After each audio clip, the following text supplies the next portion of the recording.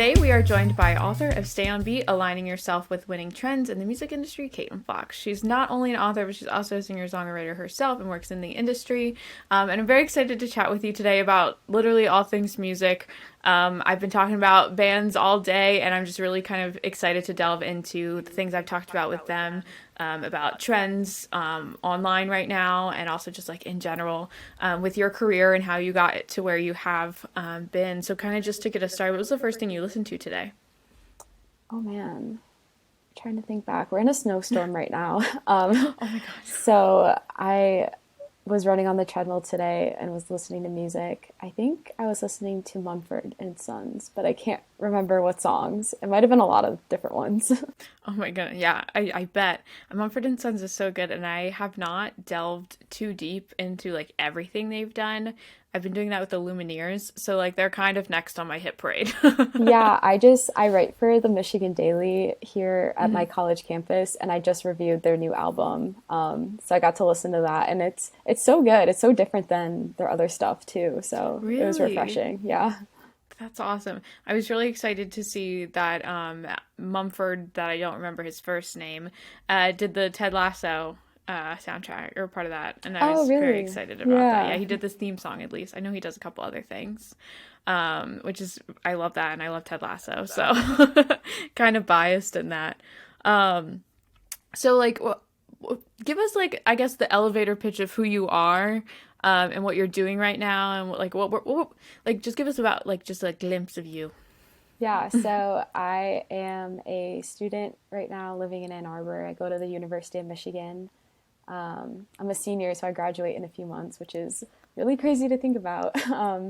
Yeah, I'm studying English and Spanish, and yeah, I've been a songwriter for many years, maybe 10 years, I guess, because I started when I was 12. I'm 22 now. My goodness. So, yeah, and last April, I wrote a book called Stay on Beat. And yeah, just kind of playing around here in Ann Arbor when I can. But, being a student, sometimes you don't always get the time or the opportunities you're hoping for because you got to get that degree. But yeah. 100%. What did you grow up listening to? Like, what was like going on in your house? What was your kind of like picks growing up as you like were able to like kind of decide that you liked music and was like, what was that first thing you were listening to? Yeah, I think like the earliest artist I can think of was like Miley Cyrus, Hannah Montana. My sister and I were like really obsessed with that show. And so I just remember like we got a karaoke machine for Christmas one year and like got all of the CDs with like the Hannah Montana songs. But that kind of evolved into Taylor Swift as she entered the scene. And then I think around like fifth grade, my dad introduced me to the Beatles. And then I started getting into like old classic rock. um, so I'd say like it kind of all over the place there, but yeah, I'd say I really started to appreciate music when I started listening to the Beatles and actually thinking about like, wow, like this sound is so cool and it like exists in the music that I'm hearing on the radio today even. So 100%. It's so I traveled recently to go to a funeral for family, and I drove with my dad to Florida. And my dad and I have very similar music tastes, just in different realms. And he's always like exposed me to stuff. And we had watched a lot of the Get Back or Get Back. I don't think it's the Get Back. The Disney Plus special on the Beatles. And we watched that over Thanksgiving. So I was like, what are we gonna listen to? And we went through like almost all of the Beatles discography between that drive, and a lot of it I've never heard before, just because like I have never just taken the time to like listen, and I am the biggest fan of Magical Mystery Tour. Like it is a really great album, and I'm just so excited to like have it now, and like I mean not that I haven't had it before, but like just like experience it and like listen to it over and over again. And I was telling him, I was like, this reminds me of like when I listen to Jack Antonoff sometimes when he does Bleachers, because I know that he does like all of these weird like doohickey things, and like it's just so outlandish. So it was just like really cool for me because I was like, I'm experiencing this for the first time, and even though it's however many years old, like I'm very excited to just like have it. yeah.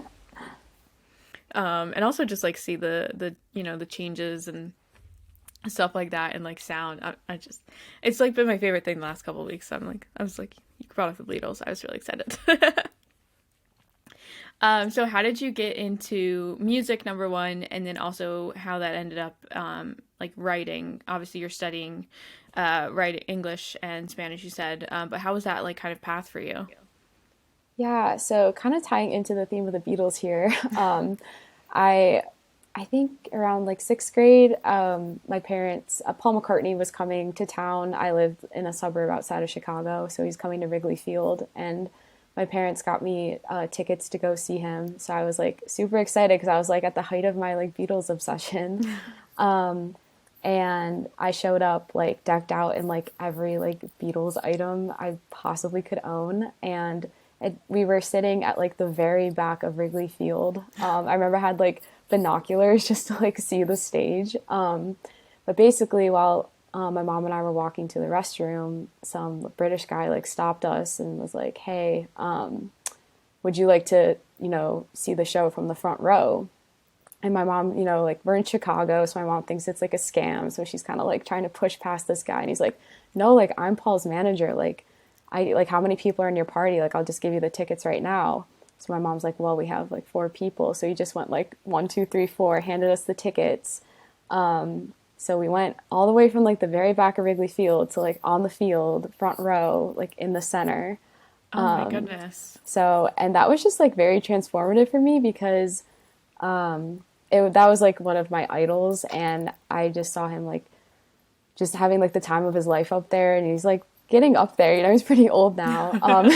And I was just like, wow, like I really want to do that. So shortly thereafter, I asked my parents if I could start taking guitar lessons, and that kind of evolved into writing my own music and trying to do what I saw at Paul McCartney do at Wrigley Field, I guess.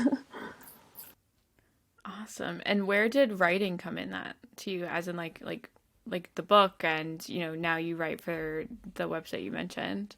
Yeah, I've always been writing, I think. So the book came to be just because during the pandemic, I was hoping to be able to work or like do an internship of some sort, but then everything got canceled, and I was like, I don't really know what to do with myself while we're in lockdown. So it seemed like a great time to pursue that project, and it was just it was actually a really perfect time to be doing it because a lot of the book is interviews with people, and so everybody else was not doing anything. So I was able to get in Yeah. touch with some really cool people in the industry because they had all this time on their hands. So they're like, sure, I'll talk to this college student for this project she's doing. So yeah, that's kind of how the book came to be.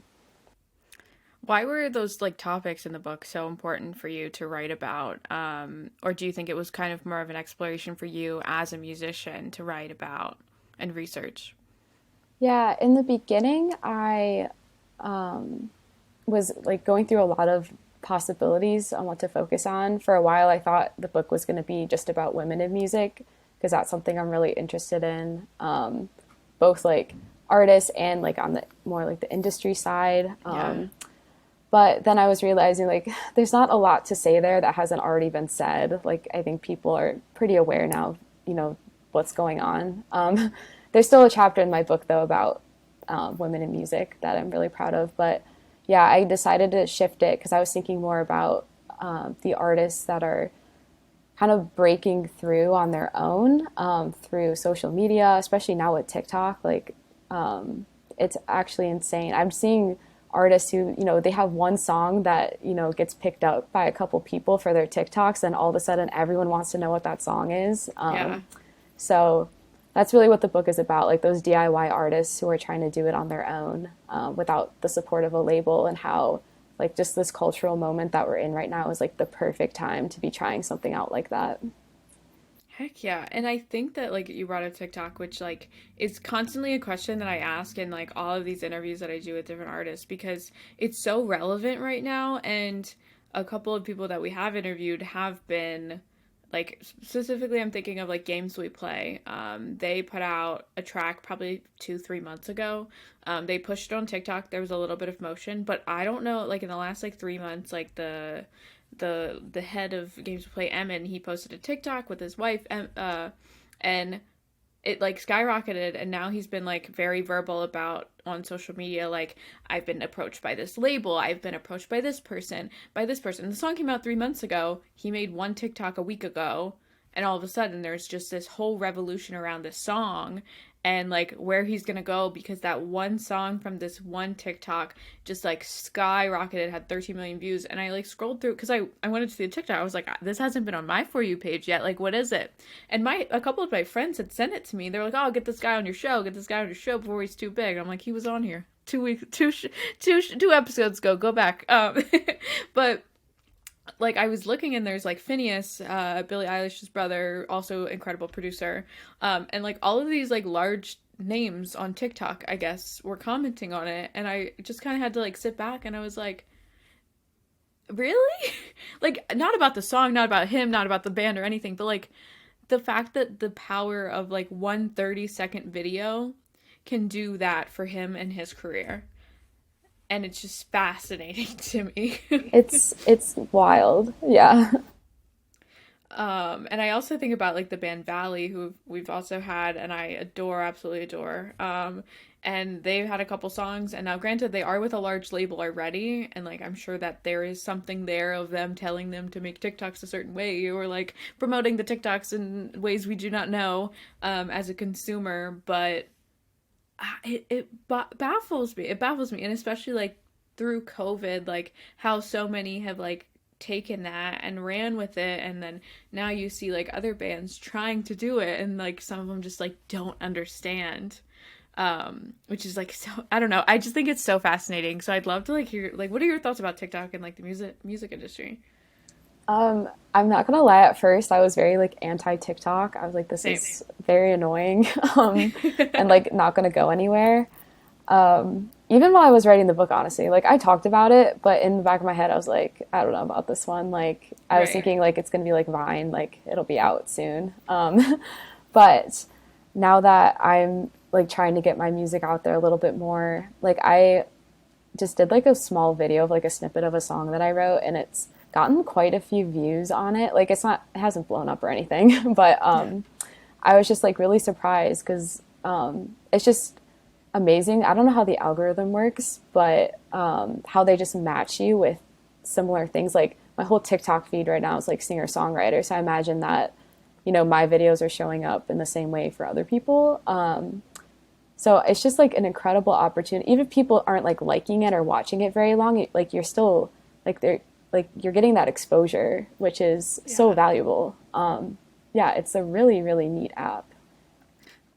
And I think that I'm curious your thoughts of like how, I mean, music discovery already is very overwhelming. You open Spotify and there's 7 playlists curated specifically to what you listen to and what you should be listening to, and it has not failed me once. Like I am consistently given new artists and artists that I've never heard of, but they fit exactly the energy of 3 other artists that I listen to. So I like never have to look anymore, for finding new music. I mean, if I do, I try to outsource as much as I can because of the nature of this podcast and like how I want to like diversify my sound, not my sound, but like my taste, and making sure I am listening to diverse groups of people. But it's like, how as a musician are you supposed to like, I don't want to say fight that, but like kind of best create a plan of attack, I guess, is the best way to put that. Like how, like what do you think about, like what is your thoughts on that? Yeah, I think that's a big conversation right now. It's like people calling it like, how do you like cut through the clutter? Because if, you know, even on Spotify, if like anyone can produce a song on their own and put it out there, then that means, there's a lot of music out there. And it's like, I guess the big question for artists now is like, how do I make myself stand out? Or like, what trend or niche can I lean into that really matches like who I am and I can connect with people well through that? And I think it takes people a while to figure that out, but a lot of people have cracked the code and they've done really well. But yeah, I mean, it's so saturated, so you really need to like find your niche and really lean into that. Yeah. Yeah. It's so much. I like think about it, and I remember Chelsea Cutler did a huge post a few months ago about how that artists aren't like, they don't go into this because they want to be content creators. Go into this because they want to make music that makes them happy. Um, but that whole conversation alone is like huge right now because of TikTok, number one, and like also like having to curate an Instagram that's pleasing to somebody who you want to listen to, who you want to listen to your music, which is just absolutely fascinating. And the pandemic, I'm sure, has not helped. Um, and I'm curious to talk to you about that alone, and like looking at the effect on the industry. Um, and a lot of artists have changed their pace and decided they want to like go back on old music or older music they had written and not released and kind of rework it or slow down their album processes and maybe speed up other processes. How do you think the music industry is going to be fully affected by COVID-19? Yeah, I actually wrote about this in my last chapter of the book because when I was writing it, we were still in the middle of everything, and the big thing at the time was that a lot of venues were shutting down. Yeah. So I think, my prediction was more like, oh, like, there's going to be more live streams and like artists are going to take things online, which is partially true, but not as true as I thought. Like, I feel like at least up until Omicron, like a lot of things bounced back to pretty close to normal, at least around here, in Yeah. Michigan where I am. But uh, yeah, I do think that it's interesting because I think it kind of weeded out a lot of artists. The pandemic did because suddenly, people, a lot of artists, they make their money playing live shows. So when that's Yeah. not available to them, they're not making the money that they need to create that next record. So really, it's like the people, and like now we're seeing more records coming out, but they're coming out from the larger artists who could, they didn't depend on that money. So Yeah. I think, unfortunately, for some people, it meant, stopping music for a little while because they just couldn't afford to sit inside and record all day. Like they had to do something to make money. So I think, yeah, it's definitely changed things, but in a subtle way. And I think we're still kind of waiting to see what that looks I think it's going to be really interesting. And I had gotten off a call earlier with two guys from a band that I'm not going to say because I don't know when releasing this is going to be in relation to. But like how that, they can't just like how much money is it going to cost to like make a single compared to a whole record, and like the single game specifically of like the Spotify algorithm of releasing singles only versus a whole album. And that was something that I didn't really think about, is like the process, like the pay, like at least paying to make a single compared to like, oh, like if we're gonna go in, we're gonna go deep in a whole album. And like kind of just like the game of that is really interesting to me. And making those decisions of like, well, we're gonna make four singles and that's it. And we see a lot of EPs now, compared to albums because of those costs, which as a consumer I don't think about personally. Like I don't ever think about like, oh, this band's only making an EP because that's all they got. I'm like, no, like they literally just don't have the money to make a whole album. Yeah, Assuming. yeah, that's interesting. I just saw so an artist I really like who I also interviewed for the book. His name's Jordy Searcy, Yeah. and yeah, he's a songwriter out of Nashville, and he's taken to TikTok, and he recently made one where he's like, I'd love to see artists like revisiting their older work. He's like, who's because I think there's so much hype around like new music. Like once Yeah. it's like the release day, then after that, it's just kind of like that. That's it. Like you put so much hype around that Friday when your song comes out. So he's currently going back and like revisiting his older songs and like explaining the story behind them, or like as a way to boost streams for older work, which I think is so cool because it's like it's on Spotify, like your newer stuff. But, Yeah. so like who says you can't go back and revisit that? Like it's not like it's irrelevant anymore. That's really fascinating. I didn't realize he was doing that. I found him on one of my Spotify playlists a while ago, and I love that idea because there are so many bands that like put out like 4-song EPs, move on, they put out a record. Now the record's touring. Now that they do not go back, they'll play like one song live maybe. And I love the Maine, so I think about the Maine a lot and how they have like such a like broad discography. And they've like pretty much like put them into eras now of like they already toured Lovely Little Lonely. They put it to rest. They literally had a funeral for the whole album. And like, I think that is very cool too, in a different sense of like, we have this body of work that is us at these ages of 22 to 25, per se, and we're going to move on. We're going to go on now. We're 26, 29, and this is who we are now in an era. But the idea of like going back to that and like revisit, I love that. Oh my goodness. Could you imagine if Taylor Swift did that? I know. Yeah, I think A it's such a dream. cool opportunity for people. Like, yeah. So I thought that was neat. Yeah. And we have a shared love for Taylor Swift. I literally have been wearing this all day because I was like, I knew we were going to end this and talk about Taylor Swift. I got this in the mail like 3 days ago, and it has been, I've not wanted to take it off. I was telling my dad, I was like, I could resell this on eBay right now for a ridiculous amount of money, but I want to wear it. Like, I'm wearing this with pride.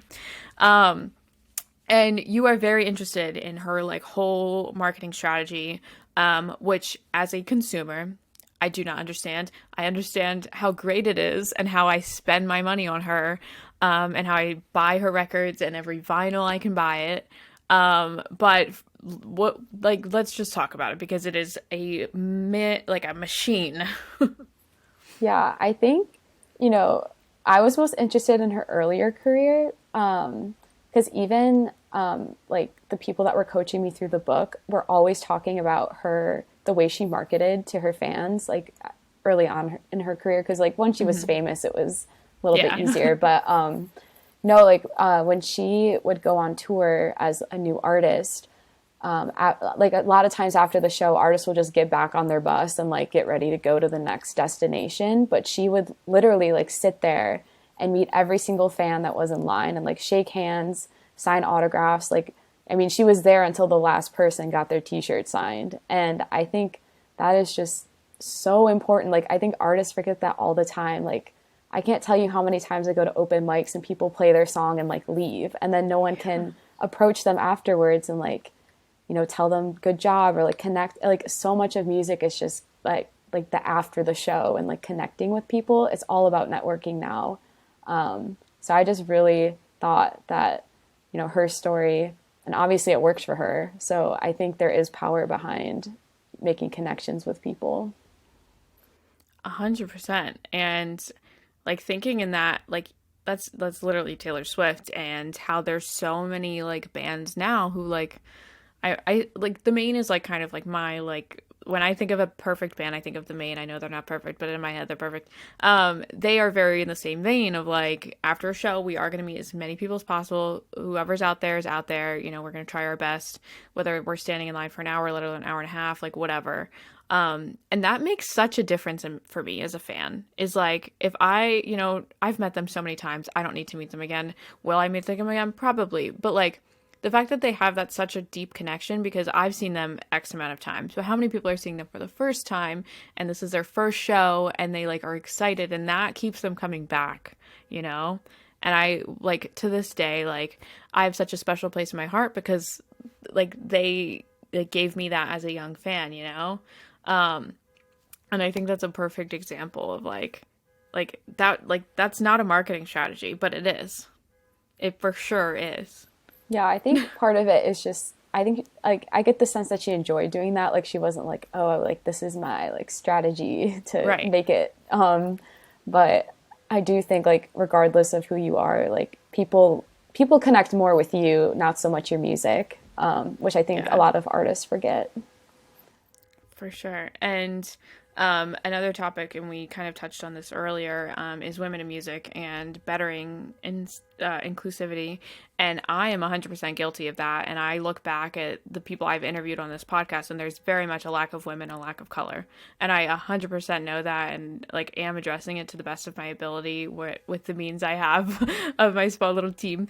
And like I am a very small publication in comparison to all these larger things. So like, how can we address that as like a community, especially like us being women and like, you know, bettering ourselves? And like I am like very much guilty of listening to like a lot of men and like internalized misogyny in myself, and for some reason not wanting to listen to women artists. And that's another thing I've worked on the last couple of years because it's like all I knew growing up was angry 25-year-old men screaming how much they hated their town, and trying to evolve into that and like why did I hate Kaisley Musgraves and like all of this stuff.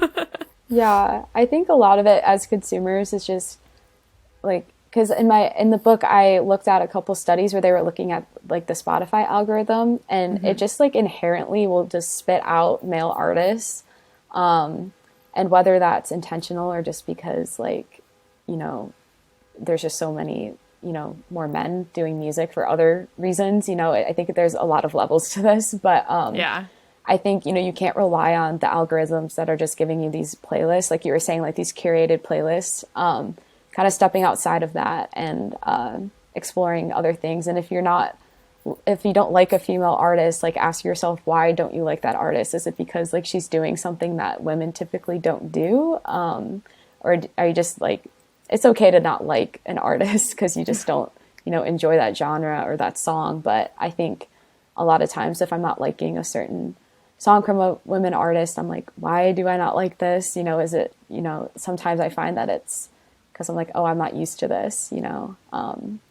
So just being conscious of that, I think, and making an effort to support, especially, I think, we're starting to see more female bands, like all female, which is really cool. I think, I can't really name a ton off the top of my head of like every single band member is a female.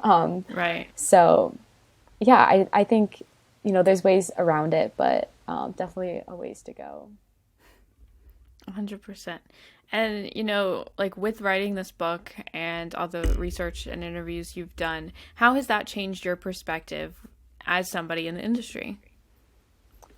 Yeah, I think more than anything, I'm realizing how many opportunities there are for artists and how, you know, like the making it in music can look so different from person to person. I think in our heads we have this perception of, making it means signing with a label or like, being super popular on Instagram and like having this huge following. But I talked to a lot of people throughout the process who, like one guy in the book, he plays music and produces on the side, but he teaches music.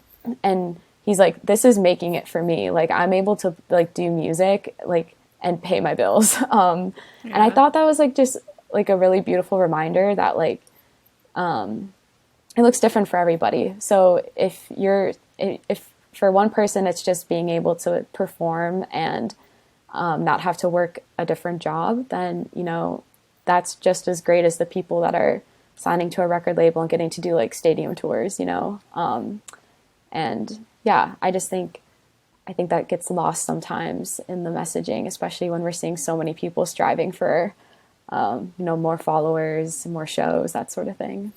More TikTok views. Yeah, exactly. So looking into your music career, what do we got? What are you working on right now?